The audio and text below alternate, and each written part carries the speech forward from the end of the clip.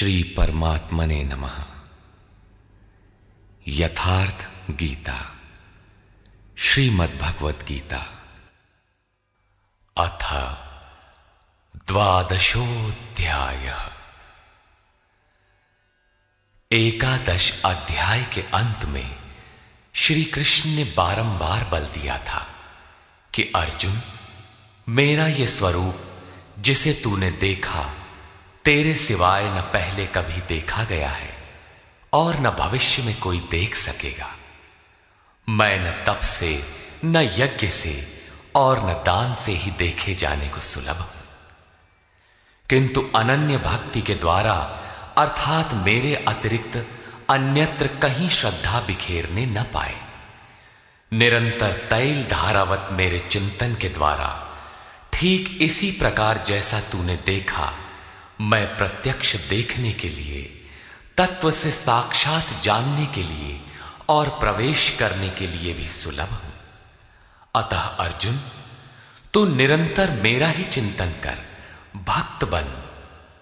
अध्याय के अंत में उन्होंने कहा था, अर्जुन, तू मेरे ही द्वारा निर्धारित किए गए कर्म को कर, मत परमः, अपितु मेरे परायण होकर कर। अनन्य भक्ति ही उसकी प्राप्ति का माध्यम है। इस पर अर्जुन का प्रश्न स्वाभाविक था कि जो अव्यक्त अक्षर की उपासना करते हैं, इन दोनों में श्रेष्ठ कौन है? अर्जुन उवाच,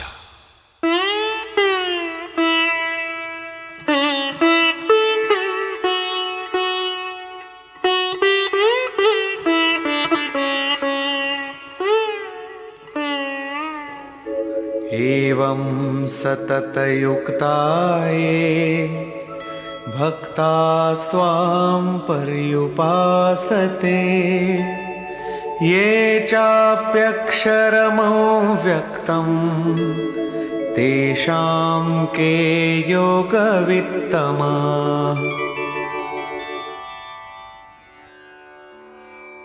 एवं अर्थात इस प्रकार जो अभी अभी आपने विधि बताई है, ठीक इसी विधि के अनुसार अनन्य भक्ति से आपकी शरण लेकर, आपसे निरंतर संयुक्त होकर आपको भली प्रकार उपासते हैं, और दूसरे जो आपकी शरण न लेकर स्वतंत्र रूप से अपने भरोसे उसी अक्षय और अव्यक्त स्वरूप की उपासना करते हैं जिसमें आप भी स्थित हैं, इन दोनों प्रकार के भक्तों में अधिक उत्तम योगवेत्ता कौन है?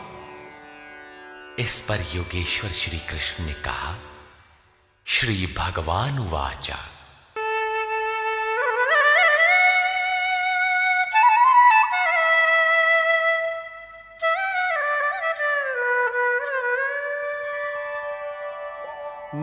मय्यावेश्य मनो ये मां नित्ययुक्ता उपासते, श्रद्धया परयोपेता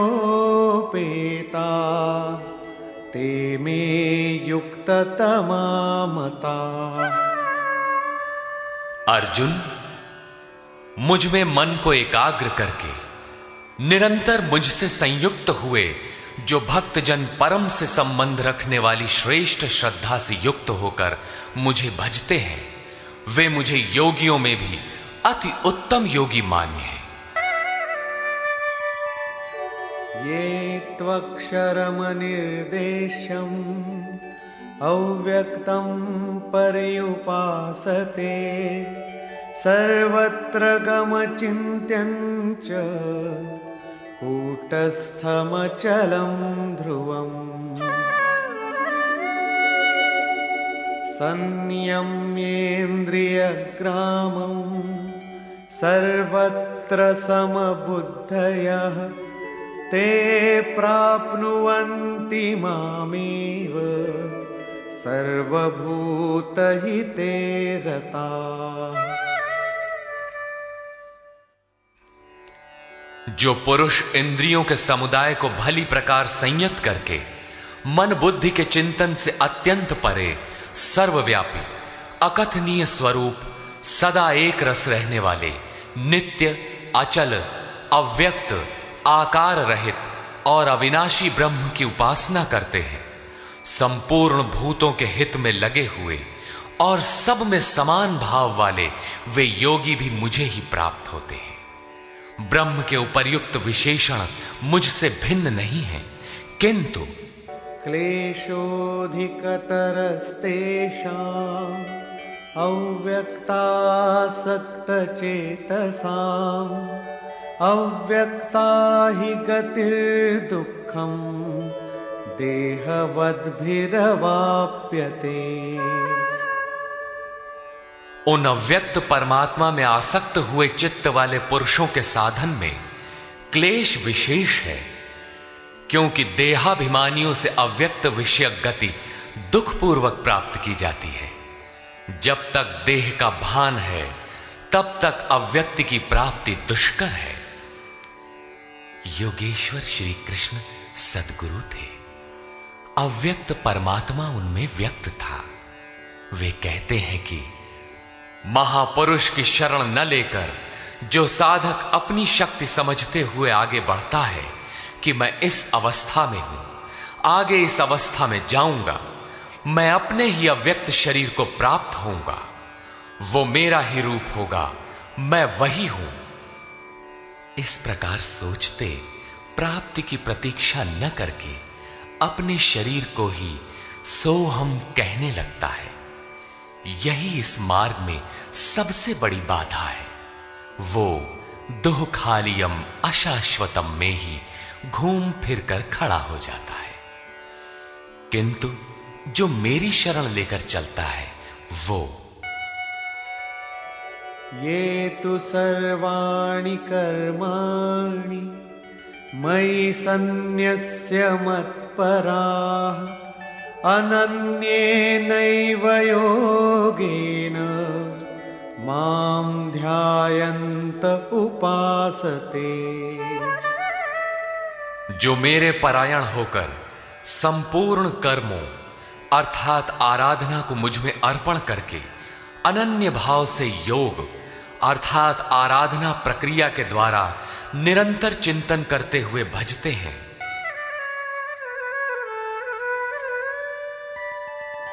तेषामहं समुद्धर्ता मृत्यु संसार सागरात् भवामि न चिरात् पार्थ मय्यावेशितचेतसाम्। केवल मुझ में चित्त लगाने वाले उन भक्तों का मैं शीघ्र ही मृत्यु रूपी संसार से उद्धार करने वाला होता हूं। इस प्रकार चित्त लगाने की प्रेरणा और विधि पर योगेश्वर प्रकाश डालते हैं।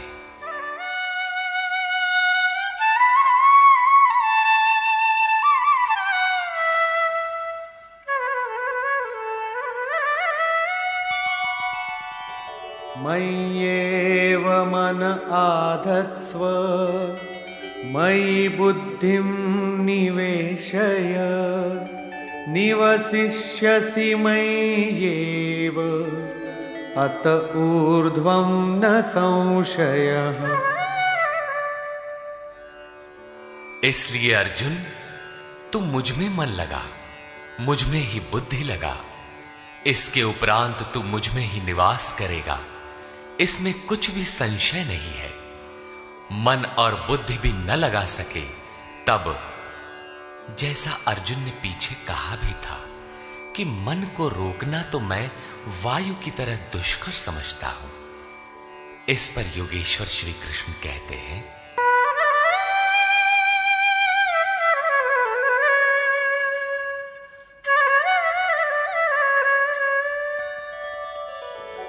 अथ चित्तं समाधातुं न शक्नोषि मयि स्थिरम् अभ्यासयोगेन ततो मामिच्छाप्तुं धनंजय। यदि तू मन को मुझ में अचल स्थापित करने में समर्थ नहीं है तो हे अर्जुन, योग के अभ्यास द्वारा मुझे प्राप्त होने की इच्छा कर, अर्थात जहां भी चित्त जाए वहां से घसीट कर उसे आराधना चिंतन क्रिया में लगाने का नाम अभ्यास है। यदि ये भी न कर पाए तो अभ्यासेऽप्यसमर्थोऽसि मत्कर्म परमो भव मदर्थमपि कर्माणि कुर्वन् सिद्धिमवाप्स्यसि। यदि तू अभ्यास में भी असमर्थ है तो केवल मेरे लिए कर्म कर, अर्थात आराधना करने में तत्पर हो जा। इस प्रकार मेरी प्राप्ति के लिए कर्मों को करता हुआ तू मेरी प्राप्ति रूपी सिद्धि को ही प्राप्त होगा। अर्थात अभ्यास भी पार न लगे तो साधन पथ में लगे भर रहो।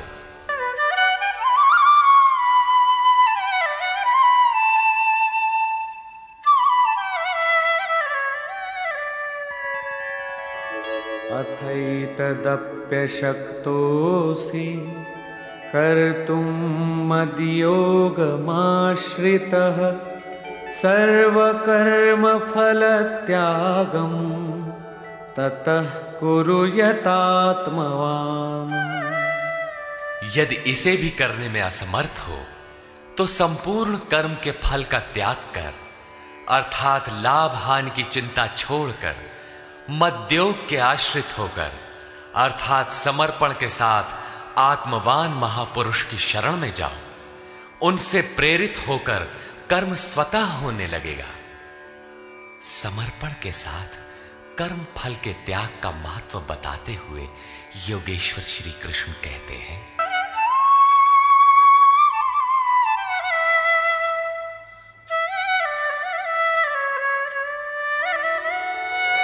श्रेयो हि ज्ञानमभ्यासाच् ज्ञानाध्यानं विशिष्यते ध्यानात् कर्मफलत्यागः त्यागात् शान्तिरनन्तरम्। केवल चित्त को रोकने के अभ्यास से ज्ञान मार्ग से कर्म में प्रवृत्त होना श्रेष्ठ है। ज्ञान माध्यम से कर्म को कार्य रूप देने की अपेक्षा ध्यान श्रेष्ठ है, क्योंकि ध्यान में इष्ट रहता ही है। ध्यान से भी संपूर्ण कर्मों के फल का त्याग श्रेष्ठ है, क्योंकि इष्ट के प्रति समर्पण के साथ ही योग पर दृष्टि रखते हुए कर्म फल का त्याग करने से उनके योग क्षेम की जिम्मेदारी इष्ट की हो जाती है। इसलिए इस त्याग से वो तत्काल ही परम शांति को प्राप्त हो जाता है। अभी तक योगेश्वर श्री कृष्ण ने बताया कि अव्यक्त की उपासना करने वाले ज्ञान मार्गी से समर्पण के साथ कर्म करने वाला निष्काम कर्मयोगी श्रेष्ठ है। दोनों एक ही कर्म करते हैं, किंतु ज्ञान मार्गी के पथ में व्यवधान अधिक है। उसके लाभ हानि की जिम्मेदारी स्वयं पर रहती है, जबकि समर्पित भक्ति की जिम्मेदारी महापुरुष पर होती है। इसलिए वो कर्म फल त्याग द्वारा शीघ्र ही शांति को प्राप्त होता है। अब शांति प्राप्त पुरुष के लक्षण बताते हैं। अद्वेष्टा सर्वभूतानां मैत्रः करुण एव च निर्ममो निरहंकारः समदुःख सुख क्षमी। इस प्रकार शांति को प्राप्त हुआ जो पुरुष सब भूतों में द्वेष भाव से रहित, सबका प्रेमी और हेतु रहित दयालु है, और जो ममता से रहित, अहंकार से रहित, सुख दुख की प्राप्ति में सम तथा क्षमावान है।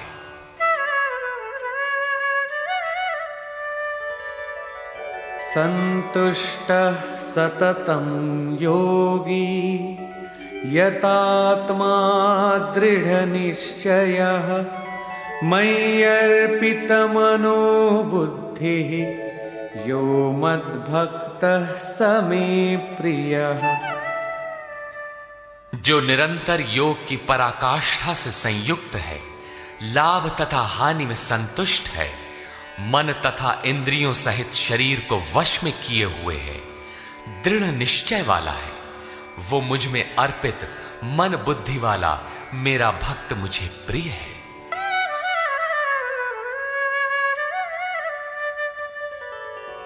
यस्मान्नो द्विजते लोको लोकान्नो द्विजते च यः हर्षामर्षभयोद्वेगैर्मुक्तो यः स च मे प्रियः।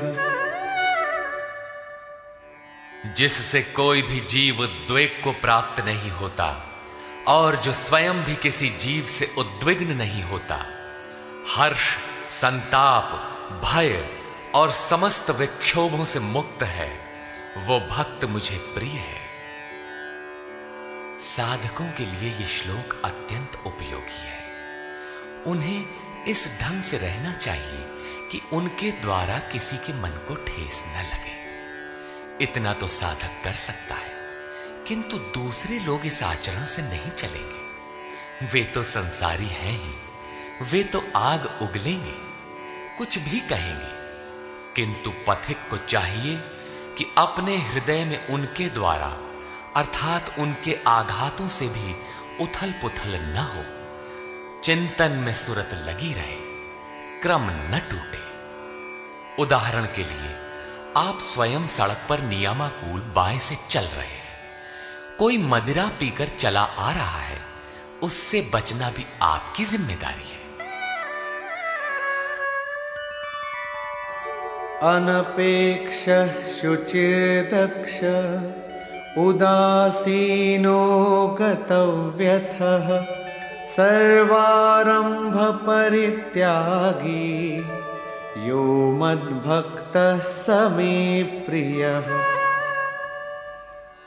जो पुरुष आकांक्षाओं से रहित सर्वथा पवित्र है, दक्षः अर्थात आराधना का विशेषज्ञ है, अर्थात ऐसा नहीं कि चोरी करता हो तो दक्ष है।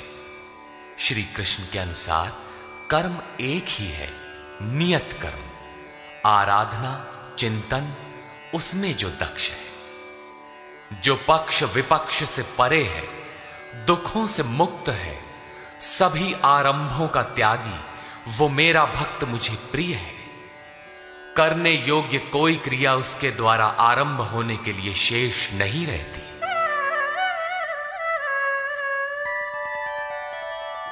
यो न हृष्यति न द्वेष्टि न शोचति न कांक्षति शुभाशुभ परित्यागी भक्तिमान्यः स मे प्रियः।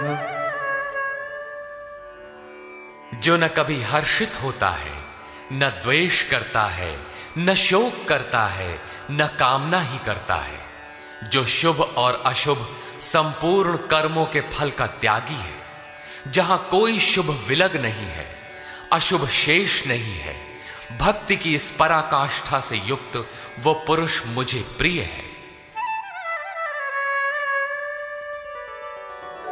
समः शत्रौ च मित्रे च तथा मानापमानयोः शीतोष्ण सुख दुःखेषु समः संग विवर्जितः। जो पुरुष शत्रु और मित्र में, मान तथा अपमान में सम है, जिसके अंतःकरण की वृत्तियां सर्वथा शांत हैं, जो सर्दी गर्मी सुख दुखादि द्वंद्वों में सम है और आसक्ति रहित है, तथा तुल्य निंदा स्तुतिर्मौनी संतुष्टो येन केनचित् अनिकेतः स्थिरमतिर्भक्तिमान् मे प्रियो नरः। जो निंदा तथा स्तुति को समान समझने वाला है, मननशीलता की चरम सीमा पर पहुंचकर जिसकी मन सहित इंद्रियां शांत हो चुकी है, जिस किसी प्रकार शरीर निर्वाह होने में जो सदैव संतुष्ट है, जो अपने निवास स्थान में ममता से रहित है, भक्ति की पराकाष्ठा पर पहुंचा हुआ वो स्थिर बुद्धि वाला पुरुष मुझे प्रिय है।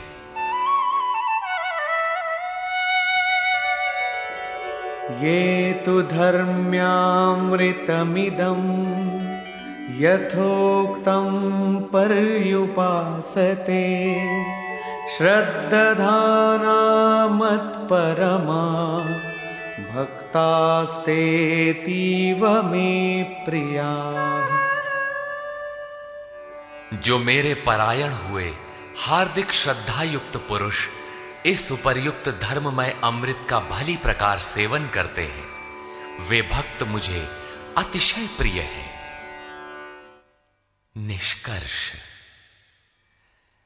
गत अध्याय के अंत में योगेश्वर श्री कृष्ण ने कहा था कि अर्जुन, तेरे सिवाय न कोई पाया है न पा सकेगा जैसा तूने देखा, किंतु अनन्य भक्ति अथवा अनुराग से जो भजता है वो इसी प्रकार मुझे देख सकता है, तत्व के साथ मुझे जान सकता है और मुझ में प्रवेश भी पा सकता है। अर्थात परमात्मा ऐसी सत्ता है जिसको पाया जाता है। अतः अर्जुन, भक्त बन। अर्जुन, मुझ में मन को लगा, मन न लगे तो भी लगाने का अभ्यास कर। जहां भी चित्त जाए पुनः घसीट कर उसका निरोध कर। यह भी करने में असमर्थ है तो तू कर्म कर। कर्म एक ही है, यज्ञार्थ कर्म।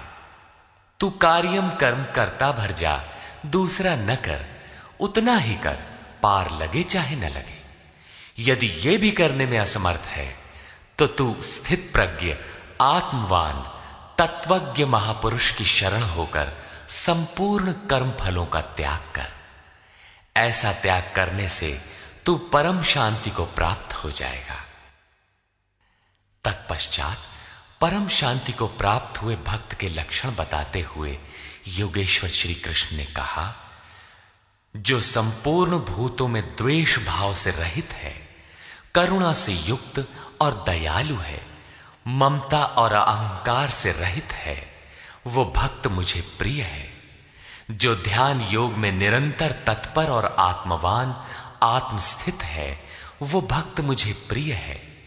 जिससे न किसी को उद्वेग प्राप्त होता है और स्वयं भी जो किसी के उद्वेग को प्राप्त नहीं होता, ऐसा भक्त मुझे प्रिय है। जो शुद्ध है, दक्ष है, व्यथाओं से उपराम है, सर्वारंभों को त्याग कर जिसने पार पा लिया है, ऐसा भक्त मुझे प्रिय है। संपूर्ण कामनाओं का त्यागी और शुभाशुभों का पार पाने वाला भक्त मुझे प्रिय है।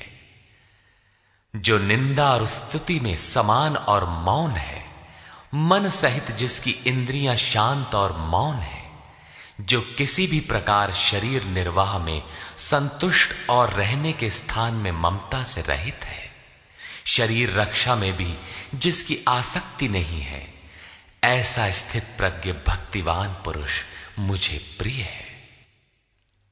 इस अध्याय में भक्ति को श्रेष्ठ बताया गया, अतः इस अध्याय का नामकरण भक्ति योग युक्ति संगत है।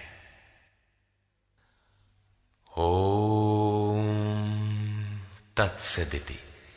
श्रीमद् भगवद गीता सूपनिषत्सु ब्रह्म विद्यायाम योग शास्त्रे श्री कृष्णा अर्जुन संवादे भक्ति योग नाम 12वां।